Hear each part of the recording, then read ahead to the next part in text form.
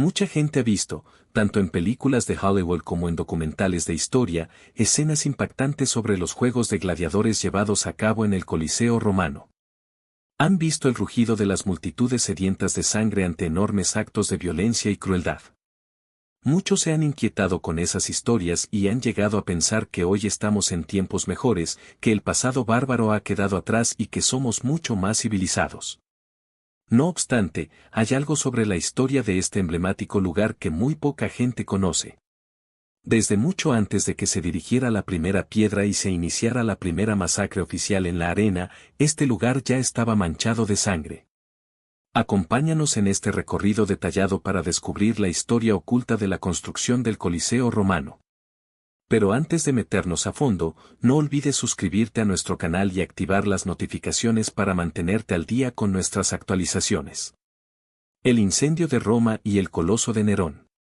Una de las razones fundamentales que hubo detrás de la construcción del Coliseo romano fue la necesidad de cubrir el vacío que había dejado la destrucción de dos antiguos anfiteatros durante el gran incendio de Roma, acaecido en el año 64 después de Cristo. La primera de las dos estructuras destruidas fue el anfiteatro de Estatilio Tauro, creado en el año 27 a.C. en el área sur del campo de Marte.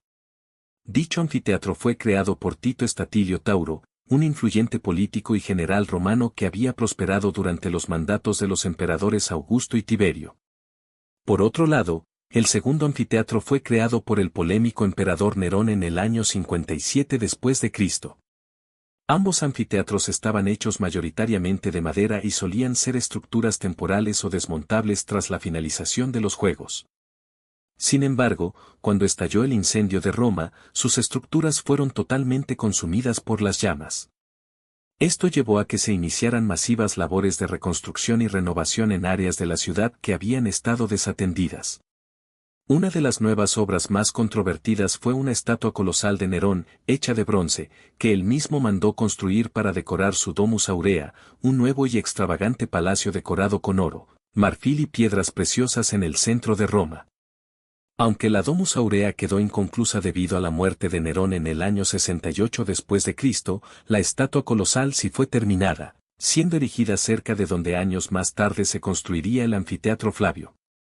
Esto condujo a que la gente asociara erróneamente la construcción del anfiteatro con el Coloso de Nerón, apodándolo finalmente como el Coliseo, nombre con el que se le conoce universalmente hasta la actualidad. El saqueo de Jerusalén, la financiación de la sangre. Todo el mundo sabe que la construcción de cualquier obra de tal magnitud requiere de una cantidad ingente de dinero. La financiación para la construcción del Coliseo romano no fue la excepción, sin embargo, la forma en que se obtuvieron los fondos fue un hecho turbio y violento que pocas personas conocen hoy en día. En el año 66 después de Cristo estalló un conflicto en la ciudad de Cesarea entre griegos y judíos, sin que las autoridades romanas intervinieran de forma justa. La situación empeoró drásticamente cuando el procurador romano Gesio Floro aprovechó el caos para saquear el tesoro del templo de Jerusalén. Este acto de profanación hizo que Eleazar ben Ananías, hijo del sumo sacerdote, incitara a sus seguidores a atacar la guarnición romana en Jerusalén. Esto obligó a Cestio Galo, legado romano en Siria, a reunir miles de legionarios para detener la rebelión judía. No obstante, al llegar a Jerusalén, los romanos fueron emboscados por los judíos, quienes asesinaron a cerca de 6.000 legionarios. Tras enterarse de la masacre, el emperador Nerón le dio al general Vespasiano el mando de 70.000 hombres para acabar con la revuelta. Tras la muerte de Nerón y el estallido de una guerra civil en Roma, Vespasiano tuvo que regresar a la capital para tomar el trono, dejando a su hijo Tito Flavio el control de las legiones para someter Jerusalén. La toma de la ciudad fue una de las conquistas más difíciles de la antigüedad. Tito empleó estrategias brutales. Primero intentó negociar a través de Josefo, un representante judío pro-romano, luego permitió que peregrinos entraran a la ciudad para sus ritos pero les prohibió salir, causando una hambruna devastadora. Finalmente, utilizó tácticas de intimidación extrema, asesinando a desertores y colocando sus cadáveres en torno a las murallas. Cuando finalmente logró entrar a finales del año 70 después de Cristo, ordenó el saqueo y la quema del templo de Jerusalén. Se estima que murieron entre 600.000 y 1 millón de judíos, y otros 97.000 fueron esclavizados. Fue precisamente con los bienes robados del Templo de Jerusalén que se financió la creación del Coliseo romano. La mano de obra y el diseño arquitectónico. Luego de que Vespasiano asumiera el control total, ordenó crear el anfiteatro Flavio como un monumento para inmortalizar el legado de su dinastía. En el año 72 después de Cristo, la obra se inició sobre el terreno que ocupaba el lago artificial de la Domus Aurea de Nerón, entre las colinas Esquilina y Celio.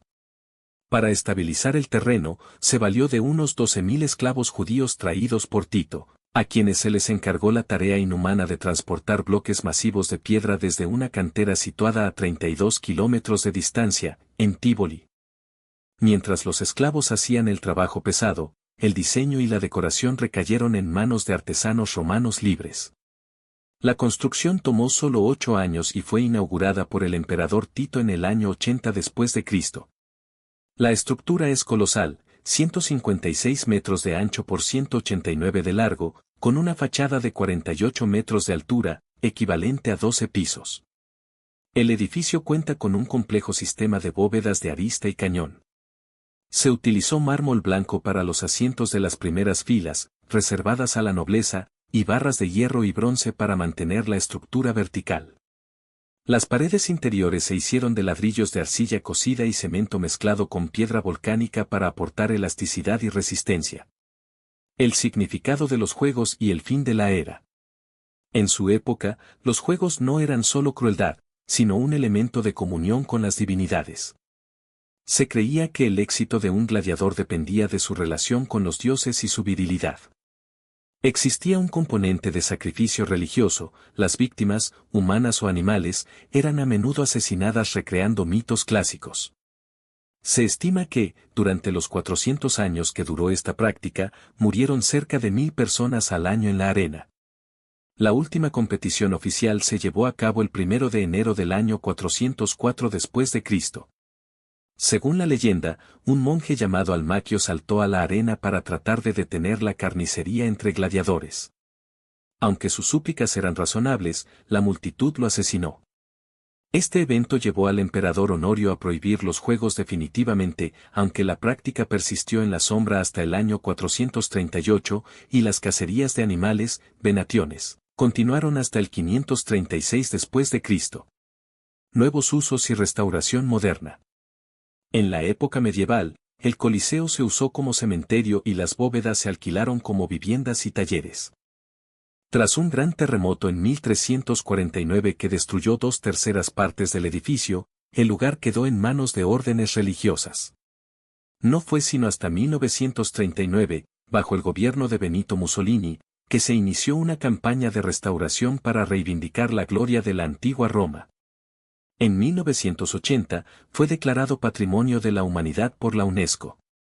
En años recientes, gracias al financiamiento de multimillonarios como Diego Della Valle, se han invertido millones de euros en limpiar la fachada y consolidar los arcos. Además, proyectos actuales como el de la Arena de Milán Ingeniería buscan instalar un suelo retráctil de alta tecnología para el año 2023. Permitiendo que el público vuelva a caminar sobre la arena mientras se protegen los hipogeos subterráneos. Es indudable que el Coliseo fue construido con mano de obra esclava para celebrar la muerte, pero también fue una de las mayores obras de ingeniería de su tiempo. Su historia nos sirve como un recordatorio de aquellas prácticas a las que la humanidad no debe volver jamás. Esperamos que este video te haya sido útil. Si tienes algo que agregar, compártelo en los comentarios.